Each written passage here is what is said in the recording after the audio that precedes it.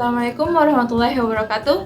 Halo semuanya, perkenalkan nama saya Intan Metisa dengan NIM 220199, Program Studi Manajemen kelas RA8 semester 4. Video ini dibuat untuk memenuhi syarat penilaian ujian tengah semester UTS mata kuliah perilaku organisasi dengan dosen pengampu Ade Faisal Maftuhi SEMM.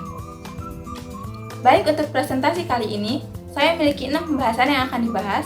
Yang pertama mengenai konsep dasar perilaku organisasi, yang kedua teori perilaku dan model perilaku organisasi, yang ketiga perilaku individu, perilaku kelompok yang berpengaruh terhadap organisasi, yang keempat teori motivasi dan penerapannya dalam organisasi, yang kelima nilai sikap dan kepuasan kerja, dan yang terakhir membangun kerja tim yang efektif. Mengenai materi pertama tentang konsep dasar perilaku organisasi, penjelasannya, perilaku organisasi adalah bidang studi yang mempelajari bagaimana individu dan kelompok berperilaku dalam organisasi. Memiliki tujuan, yaitu tujuannya adalah untuk memahami dan memprediksi perilaku tersebut, dan untuk menggunakan pemahaman ini untuk meningkatkan efektivitas organisasi. Selanjutnya memiliki fokus utama. Fokus utama di dalam suatu organisasi. Fokus utama perilaku organisasi itu meliputi yang pertama ada tingkat individu, kepribadian, persepsi, motivasi, pengambilan keputusan, dan pembelajaran. Yang kedua, tingkat kelompok. Dinamika kelompok, komunikasi, kepemimpinan, dan juga konflik. Yang ketiga ada tingkat organisasi, budaya organisasi, struktur organisasi, dan perubahan organisasi. Dan di sini juga ada rumusan masalahnya. Yang pertama, apa yang dimaksud dengan perilaku organisasi?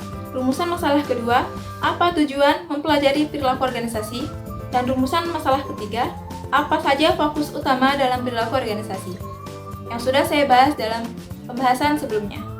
Yang selanjutnya mengenai manfaat. Manfaat mempelajari perilaku organisasi tidak lain adalah yang pertama, meningkatkan efektivitas organisasi. Dengan memahami bagaimana individu dan kelompok berperilaku, organisasi dapat meningkatkan produktivitas, moral, dan kepuasan kerja. Yang selanjutnya, meningkatkan pengambilan keputusan. Pemahaman tentang perilaku organisasi dapat membantu individu dan manajer membuat keputusan yang lebih baik. Yang ketiga, meningkatkan komunikasi dan kerjasama. Pemahaman tentang perilaku organisasi dapat membantu individu dan kelompok berkomunikasi dan bekerja sama secara lebih efektif. Dan yang terakhir, meningkatkan adaptasi terhadap perubahan. Pemahaman tentang perilaku organisasi dapat membantu individu dan organisasi beradaptasi dengan perubahan. Selanjutnya untuk pembahasan pertama kita simpulkan saja. Simpulan tentang konsep pertama ini. Konsep pembahasan, perilaku organisasi adalah studi tentang individu dan kelompok dalam organisasi. Memahami bagaimana mereka berperilaku, membantu organisasi meningkatkan efektivitas melalui yang pertama, motivasi yang lebih baik. Yang kedua, kepemimpinan yang efektif. Yang ketiga, komunikasi yang lancar. Yang keempat, kerjasama tim yang kuat. Dan yang terakhir, adaptasi terhadap perubahan. Nah, dengan perubahan perilaku organisasi, individu dapat berkontribusi lebih baik dan organisasi dapat mencapai tujuannya lebih optimal. Mengenai materi kedua, ada teori perilaku dan model perilaku organisasi. Mengenai materi kedua, yaitu tentang teori perilaku dan model perilaku organisasi.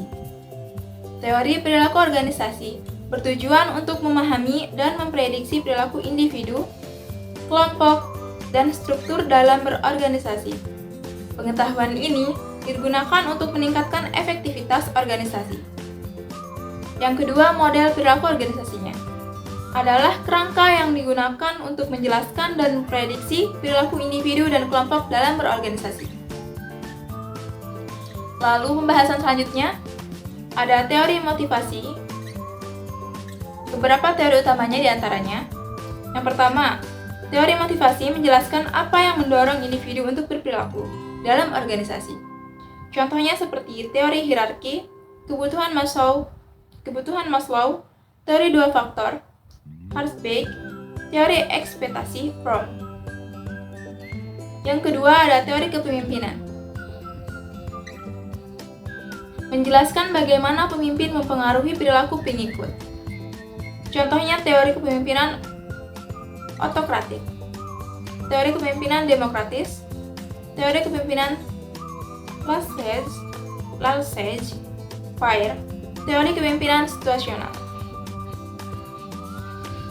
Di sini ada teori komunikasi, menjelaskan bagaimana informasi dibagikan dan ditafsirkan dalam organisasi. Lalu ada teori dinamika kelompok, menjelaskan bagaimana individu berinteraksi dan berperilaku dalam kelompok. Teori budaya organisasi menjelaskan nilai norma dan keyakinan yang dianut oleh anggota organisasi. Lalu teori perubahan organisasi, menjelaskan bagaimana organisasi beradaptasi dengan perubahan internal dan eksternal.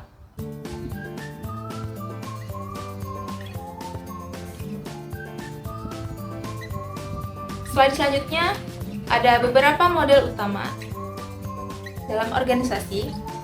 Yang pertama, model path goal, menjelaskan bagaimana pemimpin dapat memotivasi pengikut mereka dengan menghubungkan tujuan mereka dengan tujuan organisasi. Yang kedua, ada model equality theory, menjelaskan bagaimana individu menilai keadilan dalam pertukaran sosial. Yang ketiga, ada model ekspektansi teori, menjelaskan bagaimana individu membuat keputusan tentang upaya dan kinerja mereka. Yang terakhir, ada model reinforcement teori, menjelaskan bagaimana perilaku dipelajari dan diubah melalui konsekuensi.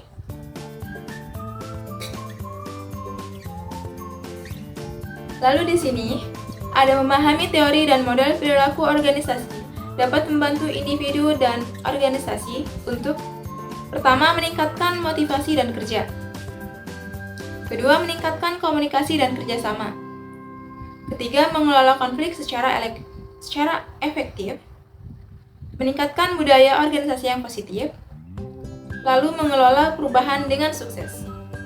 Jadi untuk kesimpulannya, di materi kedua ini adalah tentang pahami perilaku dalam organisasi untuk meningkatkan efektivitasnya. Teori dan model membantu kita memahami motivasi individu dan kelompok, memprediksi perilaku dalam organisasi,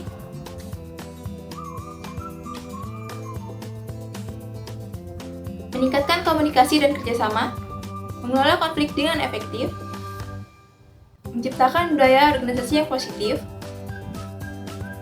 mengatasi perubahan dengan sukses. Perilaku organisasi adalah kunci untuk organisasi yang lebih sukses dan lebih baik. Slide selanjutnya membahas tentang perilaku individu, perilaku kelompok yang berpengaruh terhadap organisasi.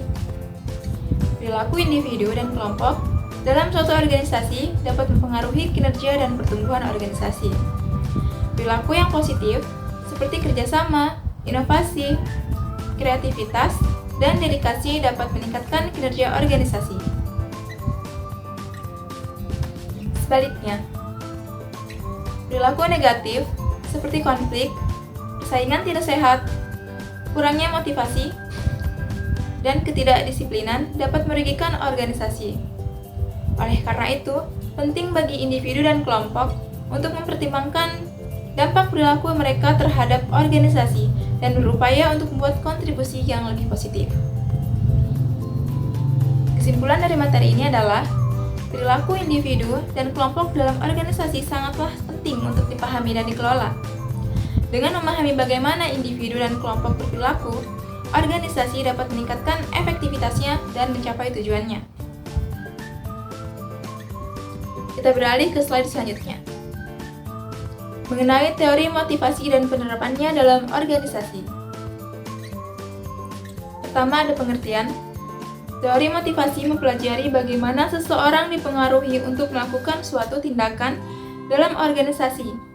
Motivasi penting untuk meningkatkan kinerja dan produktivitas karyawan.